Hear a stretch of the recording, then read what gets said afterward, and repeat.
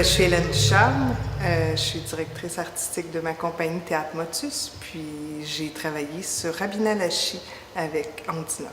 J'avais toujours entendu parler d'Ondinoc, j'étais toujours un peu fascinée par leur travail, j'avais vu des productions, puis j'avais le goût de rentrer dans cet univers-là. J'ai travaillé avec différentes cultures, mais la culture amérindienne, je ne l'avais pas encore abordée.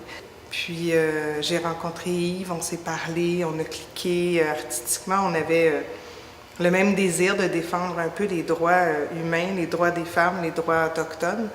Alors, quand il y a eu le projet avec Rabina Lachi, il m'a abordé, il m'a demandé si je voulais faire le développement, puis on a travaillé ensemble plus que 2 ans. Donc, on improvisait, on arrivait dans le local, il mettait de la musique, il nous mettait en contexte. On a travaillé beaucoup sur les rêves. C'était très impressionnant, dès le début, comment chacun sortait et allait à la rencontre de soi-même, puis le partageait. J'ai même, je dirais, j'ai aimé mieux le processus que le spectacle en lui-même. Le spectacle était très intéressant à faire, à réaliser, mais on dirait que toute la démarche était tellement profonde avant que c'était presque impossible d'arriver à faire un spectacle qui reflétait toute cette profondeur-là. Il y en avait trop, ça aurait été un spectacle de 8 heures, il fallait faire des choix.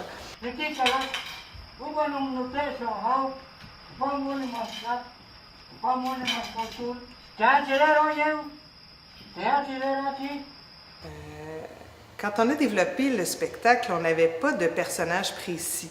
On était comme un cœur. On a beaucoup travaillé le cœur, on a beaucoup travaillé l'individu aussi à l'intérieur d'images. Tout était très physique. Puis à un moment donné, il y a un texte qui est arrivé. Là, des personnages sont arrivés. Là, il y avait un guerrier, il y avait des rencontres avec un ennemi, il y avait toute la démarche de guerre, de traité de guerre, de rencontre, de celui qui domine, celui qui est dominé, celui qui est torturé, qui doit avouer. Il y avait toutes sortes de scènes très, très fortes. Puis à un moment donné, Yves, je crois bien que c'est Yves qui a eu l'idée de partager le personnage principal entre plusieurs acteurs. Il y avait 3 hommes dans la distribution, fait que moi je me suis dit, ben il va le partager dans les 3 gars, c'est un guerrier, c'est un homme. Et puis non, j'ai été surprise, il a dit, j'aimerais ça avoir la version féminine de ce guerrier-là, que tu travailles autant que les autres. Donc les 4, on a appris tout le texte. Puis à partir de là, on commençait le spectacle, puis il fallait voir si on était appelé. Puis qui était appelé, c'était celui-là. C'est un des 4 qui se levait et qui commençait le spectacle. Il m'a jamais dit « tu fais l'homme, puis tu fais comme si tu n'étais pas une femme ». Non, au contraire, Yves était assez magnifique pour ça. Il disait « non, non, on assume, c'est une femme qui est là, qui est guerrière, qui a quelque chose à dire, qui va mourir à la fin, qui se transforme en colibri et tout ».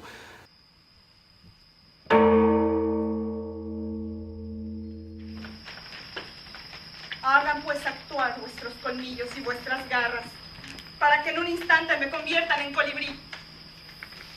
On avait le texte sur la scène, puis ça aussi, quand on avait un appel puis qu'on allait vers le livre, on ouvrait, puis on lisait de manière très aléatoire ce texte-là. Et de là partait une chorégraphie. Le texte du personnage principal, lui, était connu, puis le texte de Rabina Lachi aussi. Mais il y avait aussi une femme qui était, je crois que c'était Chokmoun, la femme, qui était comme la mère du guerrier, ou sa femme. Elle portait tous les rôles de femme. C'était majoritairement Catherine qui le faisait de mémoire. Mais c'était intéressant quand je le faisais parce que là, elle se retrouvait avec sa fille. Est-ce que c'était à ce moment-là, ça devenait comme une société très matriarcale ou comme si les reines se passaient le pouvoir? Et c'était l'histoire un peu de la conquête qui a quitté son pays puis qui va affronter celui qui veut le conquérir et prendre sa terre et qui lui a tout pris et qui finalement se sacrifie parce qu'il aime mieux se sacrifier puis se laisser se donner. Il me semble que c'était ça, qu'il aime mieux se donner puis se transformer en colibri que de perdre son honneur et de devenir esclave. Moi, qui ne suis qu'orage de colère, moi qui ne suis comme vrai, selon la parole, l'exhortation, le cri de votre colère, de votre force, le digne et glorieux Rabina Lachi.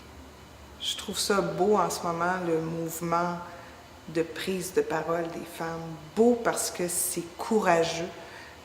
vont sur la place publique, parlent, prennent parole au nom de d'autres femmes, femmes autochtones. Mais je trouve ça important qu'il y ait des hommes autochtones à côté, des hommes d'autres nations, d'autres communautés, des hommes blancs, qu'il y ait des femmes blanches qui soient là, qui les écoutent. Parce que prendre parole si personne t'écoute, être là, écouter, recevoir, essayer de comprendre, puis d'être dans l'action avec eux. C'est pas facile d'entendre ce qu'ils ont à dire et de trouver son chemin à soi dans cette écoute-là.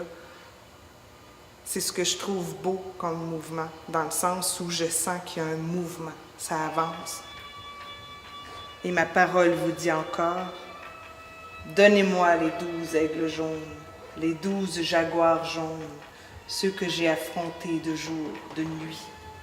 Donnez-moi les bâtons, les lances, je vais vous les emprunter. Je vais aller les basculer, les renverser avec l'enfant de mon arc, avec l'enfant de mon bouclier, aux 4 directions, aux 4 coins, à l'intérieur de la grande forteresse, de la grande muraille, comme grand signe de ma mort, de ma disparition, ici, au nombril du ciel, au nombril de la terre. Que le ciel et la terre demeurent avec vous. Ajao Job Toj.